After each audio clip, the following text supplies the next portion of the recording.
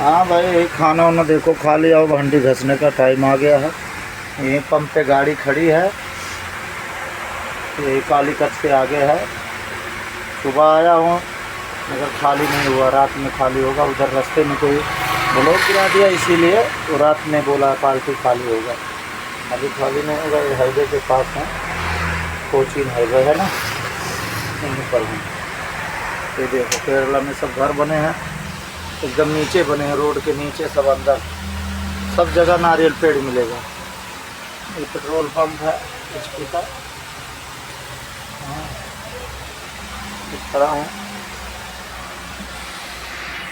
ठीक है guys, share करो, फॉलो करो भाई, कमेंट करो सब लोग, ठीक है। हाँ चलो ठीक है, हाँ बाद में फिर मिलते हैं। हाँ चलो खुदा हाफ़िज़।